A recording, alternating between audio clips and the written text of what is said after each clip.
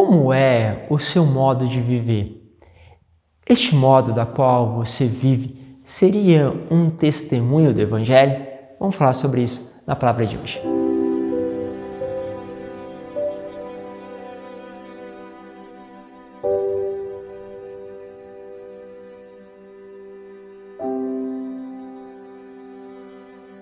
Em nome do Pai, do Filho e do Espírito Santo. Amém. Cada dia mais a palavra vem colocando dentro de nós um fogo, um desejo de mudança, um desejo de se aproximar de Deus. E hoje não é diferente. Quero pegar com vocês a primeira leitura, mas antes deixe o convite. Deixe sempre o seu comentário, deixe o like, faça o compartilhamento. Assim esta palavra chega a mais pessoas e podemos, sem dúvida, fazer essa experiência com várias pessoas em vários cantos do país. É bonito ver essa diversidade que a gente vai se encontrando aqui. E também nos grupos das famílias. Bom, quero pegar então a palavra que está em Atos, capítulo 5, do versículo 17 ao 26.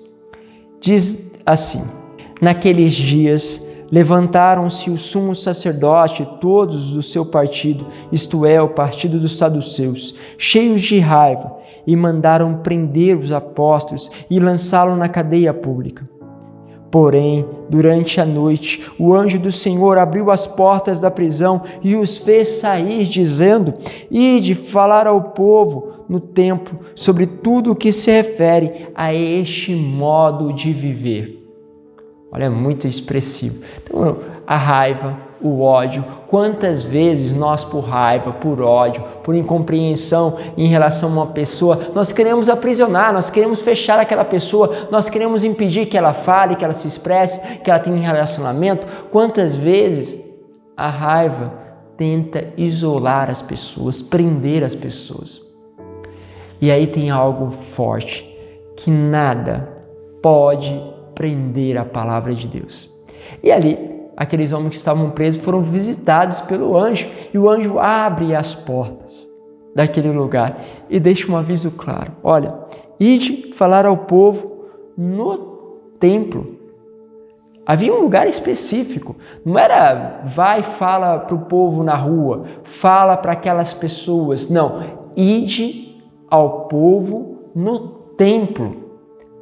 Era como se dissesse o seguinte: começa dali, porque dali deve começar a irradiar todo o caminho de conversão, de santidade. Isso era uma tese defendida por Lucas. Em Lucas, começa-se no templo todas as coisas. Lucas coloca então esta saída do templo para todo Israel e depois para todo o mundo. O evangelho começa a ser anunciado, ele sai do templo e se espalha para todo o mundo. Por isso, os apóstolos começariam ali, no templo do Senhor, a anunciar a palavra? Sim, mas a palavra de uma forma diferente. Uma palavra expressa no modo de viver. E isso aqui é muito forte, né? Quando se tinha uma ideia de evangelização mais tarde, no século XII, século XIII, o que vai acontecer? Tinha-se muitas riquezas, tinha muitas outras formas de expressão dentro da igreja que eram contra testemunho do evangelho. Por isso nascem as ordens mendicantes com o desejo de que pelo modo de vida, o modo de vida falasse sobre o evangelho. Isso é muito forte. Será que o nosso modo de viver, e aqui não é só ser pobre, né, ou não ter nada, é o teu modo de viver, como você relaciona, como você se porta, como você trabalha em comunidade. Isso demonstra o evangelho, porque temos comunidades que são um verdadeiro inferno, porque não tem vivência do evangelho. Também na nossa comunidade acontece como em vários outros lugares. Às vezes tem dificuldades, tem rixas, brigas, confusões, intrigas.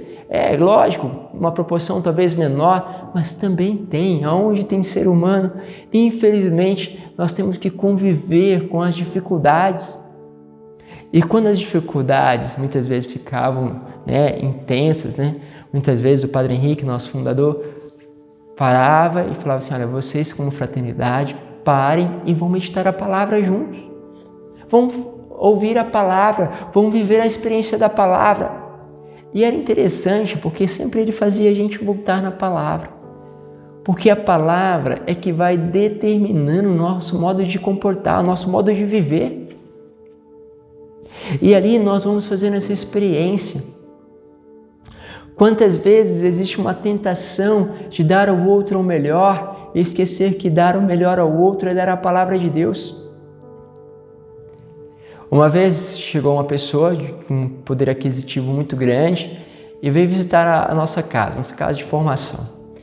E ali era um dia de jejum e nós queremos nos dar sempre o melhor às pessoas que nos visitam. Então veio aquela dúvida, aquela pessoa já está acostumada justamente a ter uma condição boa, comer bem. Nós não temos muita coisa, mas talvez oferecer o melhor. Mas era dia de jejum.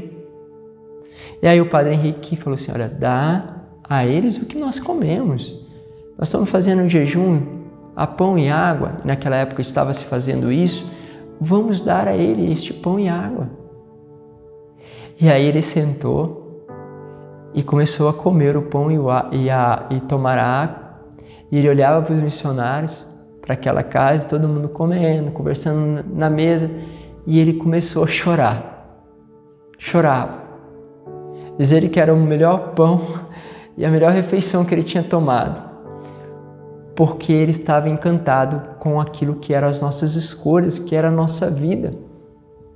E aí você vai percebendo que esta vida, ela começa a transformar. Outra vez, ainda quando eu estava no começo da comunidade, me levaram para conversar com o pastor, afinal de contas estava ficando meio doido, largar minhas coisas, minha faculdade, então fui lá conversar com o pastor. Eu lembro que o pastor falava uma passagem do Evangelho e eu dizia, nossa, então nós vivemos isso na rua. O pastor dizia outra palavra, eu dizia, não, então quando nós fomos no presídio, vivemos isso. Ah, como você sustenta? A gente vive de doação. Aí chegou um momento que o pastor disse assim, olha, não posso dizer se é loucura ou não, mas só pode ser uma coisa de Deus, embora aparentemente loucura, porque o modo como esse jovem está escolhendo viver, como as pessoas vivem, só pode ser de Deus. E eu achei tão forte essas expressões que saíram da boca de um evangélico, porque a princípio ele se colocava com aquela autoridade, com a palavra sobre mim, estava ali também dando os primeiros passos na vida missionária, mas os exemplos, a vida, como se vive, parece que torna o Evangelho muito mais claro. Nós precisamos viver a palavra. E não importa se você que está me assistindo seja missionário ou se você está começando hoje na igreja, não importa que nível você está na vida interior ou não, a tua vida deve mostrar o Evangelho. É isso que o anjo está pedindo aos discípulos. É isso que o anjo está pedindo a você.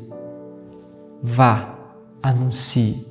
Comece lá pela casa de Deus, não com palavras, mas com a amostra da tua vida, mostrando como você vive. E às vezes, quando a gente encontra alguém que vive de uma forma profunda a palavra, a gente já realmente não sabe se é louco ou se é santo. Mas que uma coisa a gente sabe, isso atrai os nossos corações. Deus vos abençoe, Pai, Filho e Espírito Santo. Amém.